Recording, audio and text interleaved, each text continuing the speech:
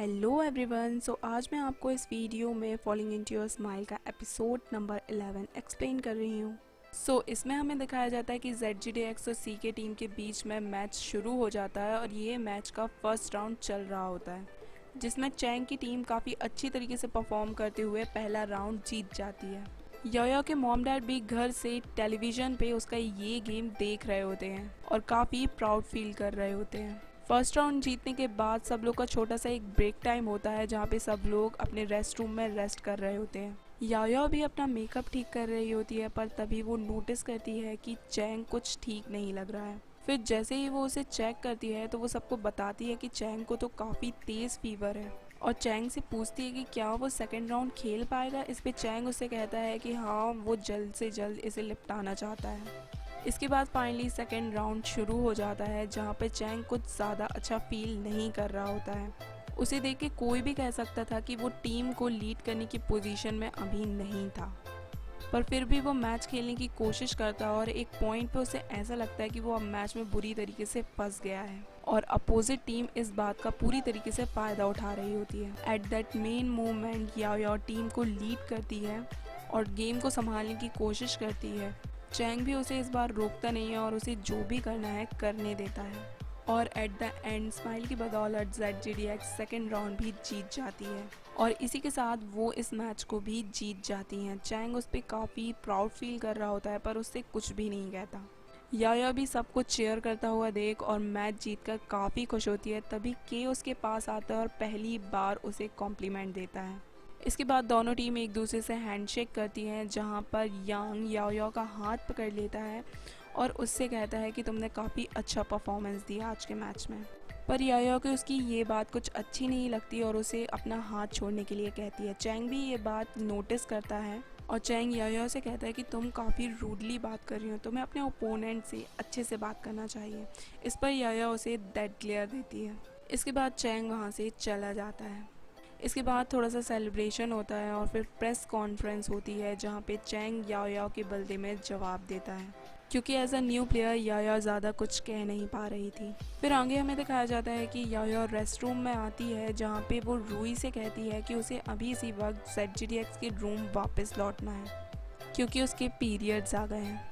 इसके बाद रूई उसे बताता है कि अभी अभी चैंग भी रूम के लिए ही निकला है, क्योंकि वो अच्छा फील नहीं कर रहा था, और फिर कॉल करके वही कार वापस बुलाता है ताकि याया भी उसके साथ जा सके।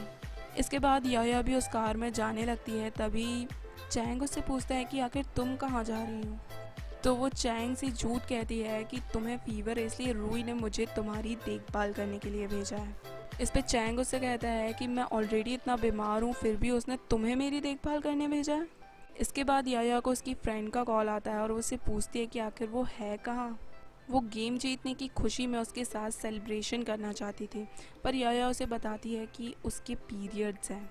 ये बात वो काफ़ी धीरे कहती है ताकि चैंग ना सुन पाए, पर फिर भी चैंग ये बात सुन लेता है।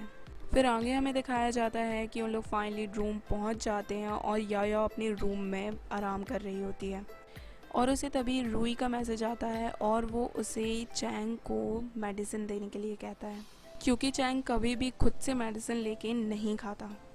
इसके बाद याया ना चाहते हुए भी काफ़ी हिम्मत कर कर किचन में जाती है और उसके लिए हॉट वाटर और मेडिसिन लेती है और चैंग के रूम की तरफ जाती है। इसके बाद वो चुपचाप चैंग के रूम के अंदर जाती है, जिस पे चैंग उससे पूछता है कि तुम ऐसे चुपचाप मेरे रूम में क्यों घुसी हो। इस पे याया उसे कहती है कि जल्दी से ये दवाई खाओ, उसके बाद तुम रेस्ट कर सकते हो।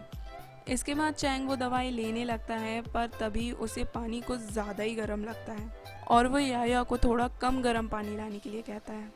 इस पे याया उसे इरिटेट होकर कहती है कि चुपचाप यही पानी पियो, क्योंकि मैं अभी पीरियड से हूँ, और उसे एक अच्छा खासा लंबा लेक्चर देती है, जैसे कि लड़कियों को कितना दर्द होता है, उन्हें क्या क्या सहना पड़ता है, वगैरह वगैरह। और चैंग बेचारा वहाँ पे चुपचाप बैठकर सुन रहा होता है और याया की कंडीशन को समझते हुए वह चुपचाप वही पानी पी लेता है। इसके बाद नीचे आके याया दोनों के लिए कुछ खाने के लिए बना रही होती है, पर तभी उसके पेट में काफ़ी ज़ोर से दर्द होता है और वो वहीं पे बैठ जाती है। और फिर इतने में ही चैंग को अपने पीछे खड़ा हुआ देख वो तुरंत खड़ी हो जाती है और उससे कहती है कि तुम यहाँ नीचे क्या कर रहे हो, मैं तुम्हारे लिए कुछ ला ही रही थी। इस पे चैंग उससे कहता है कि तुम्हें ये सब कुछ करने की ज़रूरत नहीं है, मैं ये सब कुछ कर लूँगा, तुम जाके आराम करो। और वो चैंग को इस तरीके से देख के काफ़ी शॉक्ड होती है और फिर वो चैंग से पूछती है कि क्या तुम्हारी गर्लफ्रेंड है। इस पे चैंग उससे कहता है कि क्यों, और उसे बताता है कि कुछ समय तक मैं अपने मॉम के साथ ही रहता था, इसलिए मुझे ये सारे काम अच्छी तरीके से आते हैं। प्लस चैंग ये भी कहता है कि मैं रिलेशनशिप में इतने ईजिली नहीं आता हूँ।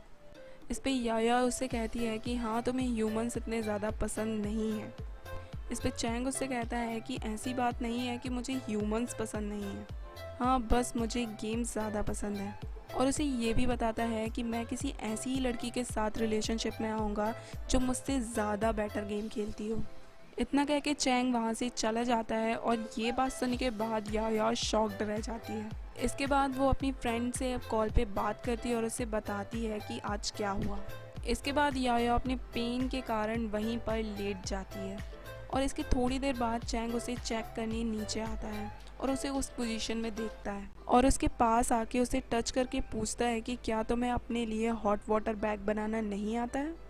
इस पे याया एकदम शॉक्ड रह जाती है और उससे पूछती है पर मुझे पता ही नहीं था कि इस घर में हॉट वाटर बैग भी है। इस पे चैंग उससे कहता है कि जब तक तुम मुझसे पूछोगी नहीं तो तुम्हें पता कैसे चलेगा। इसके बाद वो याया के लिए हॉट वाटर बैग बनाता है जिस पे उसी का स्टिकर होता है। एक्चुअली में वो ढूंढ के वही वाला बैग लेता है जिसमें उसका खुद का स्टिकर होता है। इसके बाद याया किचन में चैंग से पूछती है कि तुम एक यंग लेडी के टमी को ऐसे कैसे टच कर सकते हो। तो इस पे चैंग उससे कहता है कि क्यों, तुम कोई कैट हो जिससे मुझे एलर्जी हो।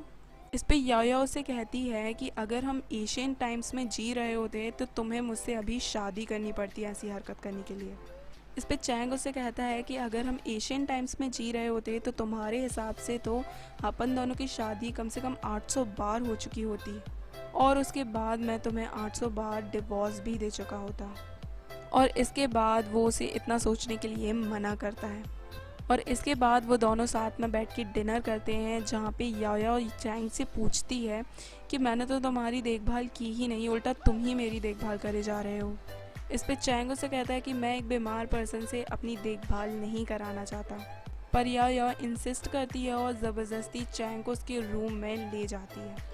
फिर सीन यहीं पे कट हो जाता है और हमें दिखाया जाता है कि सारे मेंबर्स वापस घर में आ चुके हैं और चबी चैंग को चेक करने के लिए ऊपर जाता है और फिर वो भागता हुआ नीचे दौड़कर आता है जैसे कि उसने कोई भूत देख लिया हो और कुछ भी अपने मेंबर्स को एक्सप्लेन नहीं कर पाता है।